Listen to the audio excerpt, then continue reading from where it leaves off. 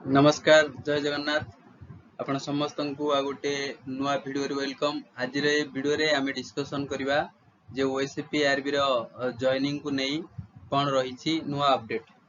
प्रथम देखंतु आपण माने इथु कन्फर्म हे सारिबेनी जो जून 1 रे जो जॉइनिंग रो गुजब उठुतला सेटा हेला नाही, तो जॉइनिंग संभव न बोली म आगुर कहितली सेटा मध्ये हला जे जून 1 सुदा कदा भी जॉइनिंग हे परिबा नाही। ठीक अछि, तो एबे केबे सुधा हे पारे जॉइनिंग। प्रथम देखंतु एबे जो हाईकोर्ट रे जो केस रही प्रथमत अंडर एज पिला मानकर गोटे केस जो मेरिट लिस्ट को नहीं तो ता एग्नेस्ट रे आपण मानकर जो हाईकोर्ट रे जो ऑर्डर थिला इंटरिम ऑर्डर जे जून 30 सुधा आपण मानकर मेरिट लिस्ट रे कोनोसी चेंजेस होबनी कि मॉडिफाई होबा नाही, ताकू नहीं राज्य सरकार आपण माने जानि थिबे जे काउंटर केस फाइल करा जायछि। तो एथिरे कौन हम आर प्रोबेबिलिटी कौन आसीपर रिजल्ट कौन आसीपर देखंतु जदि राज्य सरकार चाहती एटा बहुत जल्दी सॉर्ट आउट हो पारिबो। इवन इफ जून 30 आडू मध्य कथा न जाई पारे, जून सेकेंड वीक अर्थ 10-15 बेलू मध्य रिजल्ट आपण मानकर बाहरी जाई जॉइनिंग मध्य होई पारे। किंतु जेहेतु एठी सरकार कोनसी कोन ना मनोमलन करूछंती, मुंडो टोटली खेलु नाहंती, इंटरेस्ट ही नाही पिला मानकु चाकरी दबारे।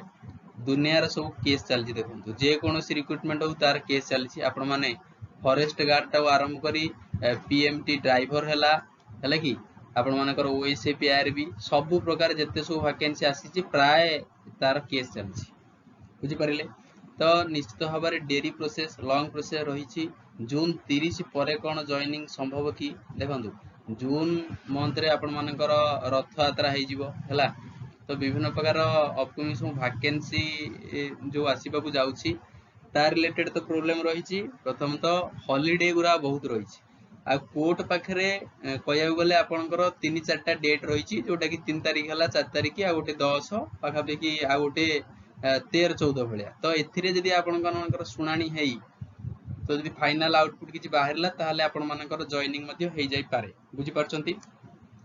फिर भी जून 30 परे जा हम देखा जीवो कहीं ना एथिरे सरकार कौनसी मुंड खेलो नाहंती आपण माने क्लियरली जानि पारुथिबे।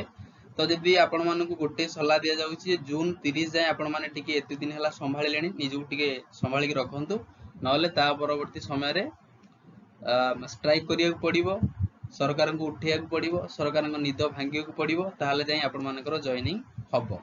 नले एई भलिया मनोमालन करी चालिले तो आपण मानकर जुलाई जून कौन जुलाई रे मध्य प्रोबेबिलिटी देखा जाउ नाही, बुझी पारले। तो जुलाई रे जनरली वर्षा लागु हे जिवो आपण मानकर जॉइनिंग मॉइनिंग किए दबो क्लियर।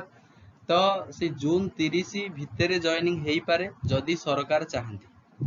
आउ जो दीटा बाटालियन को नहीं प्रोब्लेम हेची तो एमिति भी बहुत प्रकार वे अछि ना से बाटालियन रे प्रथम अंडर एज पिला मानकर मेरिट लिस्ट बाहर कर दियंतु आपण माने हला कि मेरिट लिस्ट बाहर कर दउ बोर्ड, तापर जो ओवर एज पिला माने रहिले सेही बाटालियन दर फॉर्म भरचंती मालकानगिरी आउ ढेंकानाल तांको अलगा बाटालियन जॉइनिंग दे जो तांकर गोटे अलगा मेरिट लिस्ट बाहर करी।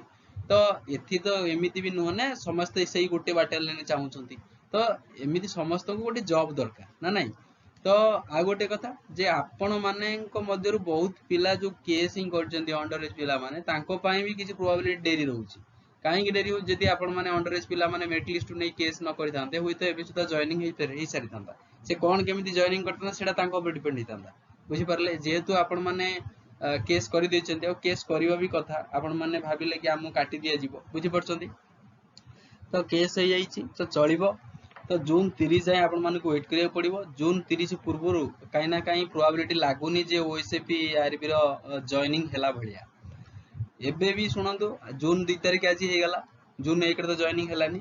ओवर एज पिला मानकर जो 19 तारिख रे फिजिकल लाइतला हैला कि मे 19 रे आपण मान जानिथिबे तांकर मध्य रिजल्ट ए पर्यंत डिक्लेयर हेई नै।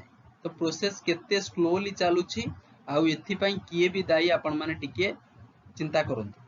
प्रोसेस बहुत स्लो चलुछि, तांकर रिजल्ट बाहरनी, तांकर रिजल्ट बाहरिबो तापरे जो काउंटर फाइल करा जाय जे केसटा तार विचार हबो, एपटे हाई कोर्ट जो इंटरिम ऑर्डर ता ऊपर किछि विचार हबो, ता परे जाईकरी गोटे सॉल्यूशन काढिबो सरकार हैला कि जदि आपण मानकर मेरिट लिस्ट मॉडिफाई न करी किछि अलगा स्टेप कले तो हेई परियो जॉइनिंग किछि प्रॉब्लम नाही। जहा कर पिला मानकु जॉइनिंग देई दियो एति कथा।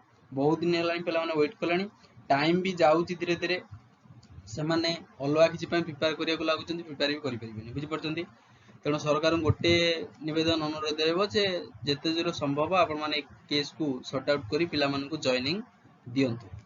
ये थिला ओएसएपी आरबी जून 30 पर जा हबो जून 30 पूर्व किछि देखा जाउ नाही क्लियर।